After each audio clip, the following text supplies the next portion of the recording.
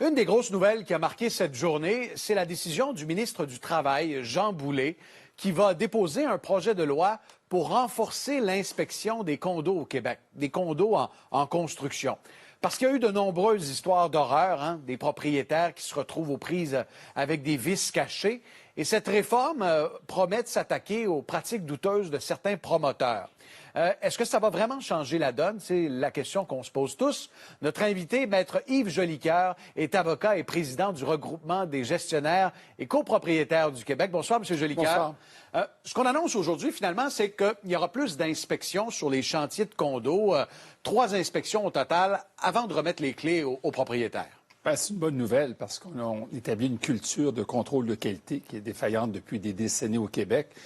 Alors, la volonté du GCR et du ministre d'annoncer cette nouvelle est intéressante, mais est-elle suffisante?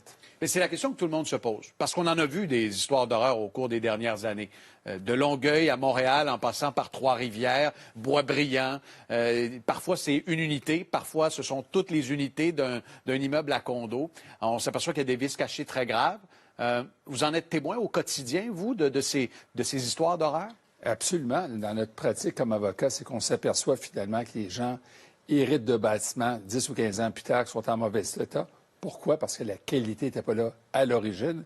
Et finalement, les gens s'aperçoivent qu'ils n'ont pas réellement les moyens de redresser la barre. On l'a vu à Boisbriand avec 160 unités, on l'a vu à Gatineau, on le voit maintenant à Québec. Donc, un peu partout au Québec, la résultante du déficit législatif en matière de contrôle de qualité est au rendez-vous et on en paye le prix. Ce que vous dites, c'est qu'il n'y a pas assez de suivi, c'est-à-dire que les chantiers ne sont pas suffisamment surveillés. J'ai envie de vous poser la question, est-ce qu'on construit bien au Québec? Non, on construit mal au Québec. Pourquoi? Parce qu'on n'a pas de contrôle de qualité. En fait, la problématique est surtout dans les grandes tours d'habitation, parce que les grandes tours d'habitation, il n'y a aucun contrôle obligatoire. Si vous construisez un 12 étages, personne ne va inspecter la qualité de votre bâti. Et évidemment, le promoteur... Il n'y a personne qui contrôle la qualité d'une tour à condo, par exemple, de 12 étages au centre-ville de Montréal. Il n'y a personne qui est obligé de mettre du contrôle. Je ne dis pas qu'il n'y en a pas de contrôle, je ne dis pas que les prêteurs n'en font pas un certain contrôle, mais la qualité au sens propre, la surveillance de chantier, il n'y en a pas. Alors, de telle sorte qu'aujourd'hui, on a des cas où il y a des balcons qui se décrochent au Québec, il y a des immeubles qui ont des problématiques d'étanchéité, parce qu'à l'origine, le contrôle n'a pas été fait. Et l'annonce qui a été faite aujourd'hui, oui, c'est bien pour les petits bâtiments, mais il n'y a absolument aucune annonce faite pour les grandes tours. Et depuis 25 ans, on dit, écoutez, il y a 2 qualités de consommateurs au Québec. Ceux qui ont la chance de construire, d'acheter dans les petits bâtiments, puis dans les grandes tours, bien, ils ne sont pas protégés. Ils ne sont pas protégés, puis ça fait peur, parce qu'on est en période de crise du logement. Les prix ont explosé. Il y a des jeunes acheteurs qui vont puiser dans leurs économies, qui demandent à papa et maman d'acheter, et puis qui peuvent se retrouver avec de très gros problèmes, des vices cachés.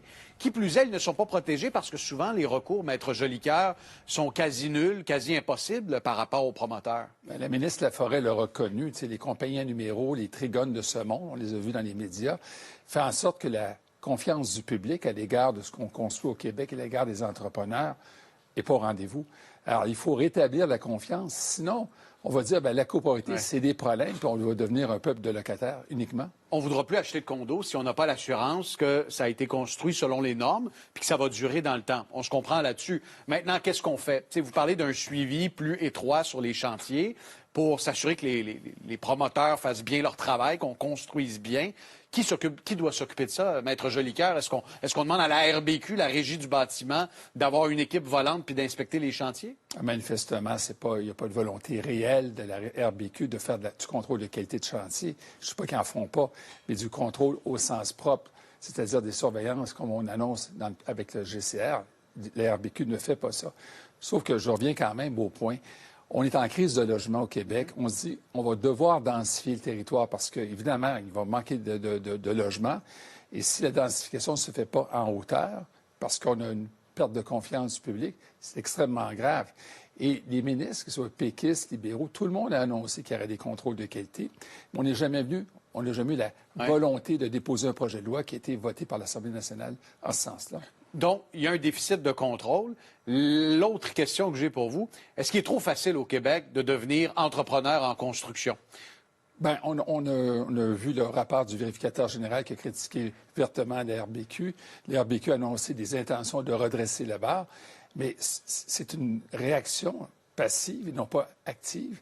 Et moi, je m'explique encore mal lorsque la RBQ a comme mandat de la part des ministres de proposer des plans de redressement, que l'annonce ce matin soit suffisante. Elle est insuffisante, l'annonce ce matin. Qu'est-ce que ça prend pour devenir entrepreneur en construction, entrepreneur général au Québec? Bien, évidemment, ça prend une licence de la Régie du bâtiment. On doit démontrer certaines capacités, mais est-ce que c'est suffisant? Il faut dire, par contre, qu'ailleurs au Canada, il n'y a pas forcément de régie. Et je pense que le problème, c'est de dire, est-ce qu'on a un sens critique de ce qu'on construit? En France, les bâtiments doivent être garantis pour 10 ans. Il y a ce qu'on appelle la garantie décennale. Ici, ça ne dure pas longtemps au sens réel de la chose. Et il faut rétablir la confiance du public à l'égard de ce qu'on construit au Québec. Sinon, comme je dis souvent, devenons tous des locataires et arrêtons d'acheter dans des tours.